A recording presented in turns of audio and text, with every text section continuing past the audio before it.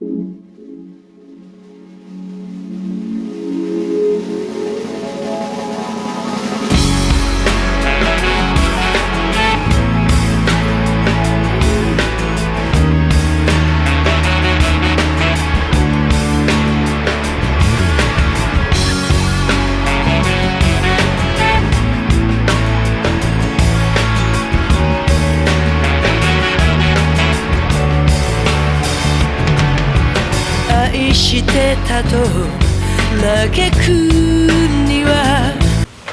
to Projection Reflection. I'm your host Coordinato, and today we're reviewing Rocketman, the story of Elton John.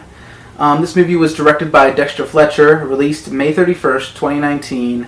The cast includes Taron Egerton as Elton John, Jamie Bell as Bernie Taupin, Steve McIntosh as Stanley, Elton John's father, Richard Madden as John Reed, Elton's lover and manager, Bryce Dallas Howard as Sheila Eileen, which is Elton John's mother, Gemma Jones as Ivy, Elton's grandmother. Why did I say Ella? I don't know. Well, that's the cast there, and the plot of the movie is simple. The story of Elton John's roller coaster life of music, fame, and tragedy, told by his amazing music.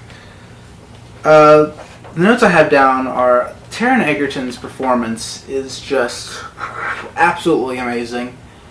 It's on par with Freddie Mercury's performance in Bohemian Rhapsody, but I honestly think that this film is a much better film than Bohemian Rhapsody. Please don't shoot me.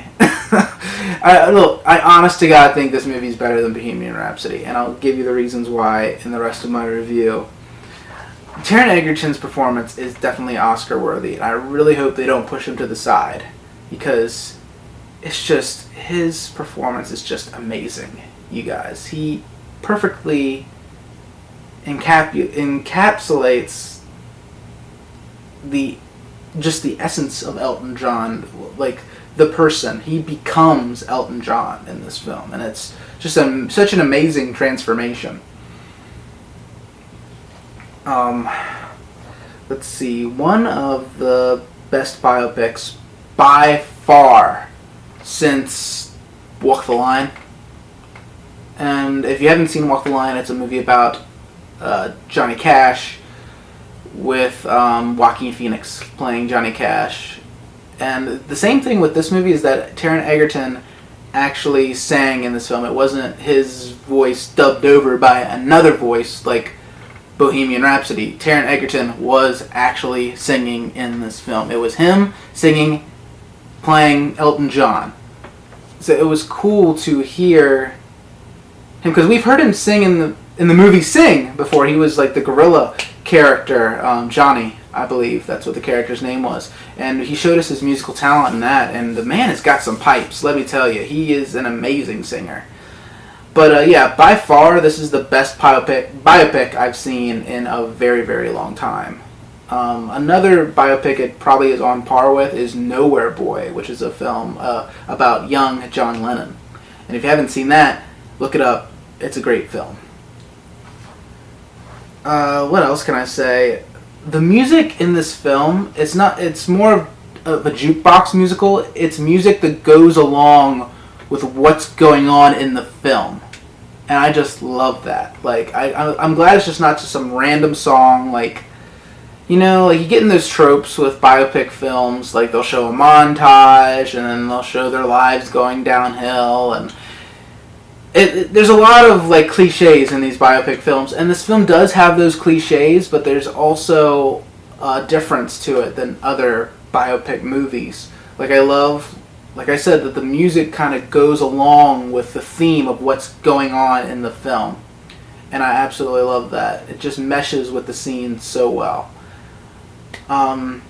Spoiler alert, like there's a scene when Elton John gets out of rehab, and he goes into the movie, he goes into the song, I'm Still Standing, Which is funny because Elton John was in rehab back in the 90s, but yet the song I'm Still Standing came out when he was still on drugs. That came out in like the early 80s, I believe. So the song, of course, like I said, went with the scene, went with what's going on. He's still standing because he went through all this stuff in his life, but he's still here. He's still standing. The movie just has such incredible visuals also. Like, I was just awestruck by some of the scenes. Like, there's one scene where he's playing, I guess it's Sports Stadium, and it's like it's known as one of his biggest shows he ever had, and like he's singing Rocketman, and the dude literally goes off like a rocket, and is projected into the next scene. It's like they kind of show like how much being on drugs kind of blurs him from his actual life. Like, he'll just end up in a scene and he'll like, well, what the hell am I doing here for? Like, that's kind of like what drugs does to him in this film. Like, his life is just a roller coaster, and he's not even seeing his life go by. He just makes an appearance. He himself, his soul, makes an appearance in a scene like every so often. Especially once he gets on the drugs and stuff. But the other earlier stuff, that's more pure Elton John. But, like, the later scenes, when he's on drugs, he just pops up. It's like his soul just pops up in his body every so often. And the rest of him is just dazed throughout. If you get what I'm saying. But yeah, the visuals by far in this film are, like, outstanding. I love that when the film was set in the 50s... when the film was set in the 50s of Elton John's life, like, the color was kind of taken down out of the scene a little bit to make it have kind of that almost white and black and white feel. I really loved that. There's other great visuals in this film. You're going to have to see the film to see them. The chemistry between, like, Egerton and Bell in this film was outstanding. Like, of course, they're supposed to be playing these two men that just mesh with each other so well. Their music, the lyrics, the music mesh with each other so well. So these actors had to play off that. They had to just create this relationship between themselves. And the cool thing is that they're friends that become strained a little bit in this film, but they never feel completely. They always feel like each one has got each other's back. And can I just say, Bell gives another great performance in this film. He is just great. He is like the rock that Elton stands on in this film. He's the one that keeps him, I guess, in control. Other great performances, I would say, in this film include Bryce Dallas Howard, Stephen McIntosh, the young Elton John actor. I cannot remember his name, but he was pretty damn good too. Like, I believed every second of that performance. And the whole, like, scenes between him and his father were so tense and heartbreaking. Like, there is this one scene, spoiler, there's this one scene where it's later on when Elton John is played by, of course, Taron Egerton, and there's a scene where he goes back to his father just to have, like, a talk with him, because I guess he doesn't want stuff getting out about him, and he kind of wants to cover his ass, if you know what I mean. That's a lot of celebrities have to do that. And he goes to talk to his dad, and his dad has, like, a whole brand new family. And he loves on these kids in front of Elton, and it's heartbreaking because Elton didn't receive that love from his father. His father was a very cold military man who never gave his son a hug, never told him he loved him, and you see this man give all the love and affection to his new children, and it's too much. Like, I was gonna cry within that scene. It's way too much. I never realized how much of a roller coaster Elton John's life really was. And this movie definitely showed me, and it made me like Elton John way more.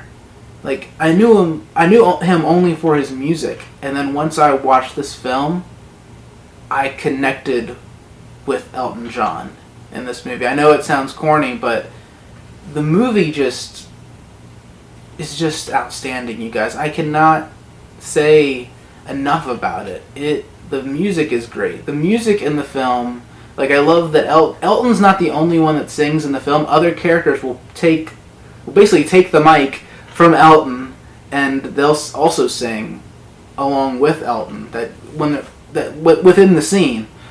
And I loved that. I loved that the music, Elton John's music, told a story in this film. And what makes it better than Bohemian Rhapsody is that we knew that in Bohemian Rhapsody that really it should have been more about the band and not just Freddie Mercury. Like, yes, Freddie Mercury is interesting and he is a great, amazing singer, a legend in music. But I kind of wanted to know more about the rest of the band. I mean, come on. But the thing with Rocketman is that it really only concentrates on one character, and that's Elton John. So we're able to tell a much better story within Rocketman, a much more solid story. This is, like I said, this is by far one of the best biopics I've ever seen, like, in a good while. But, yeah, I highly recommend this film. If I had to score it, which I am, I'll give it a 5 out of 5. Definitely go see it.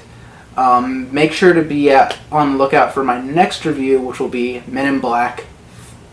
Not Men in Black 3. The Men in Black 3 already happened. No, Men in Black International. So Men in Black 4.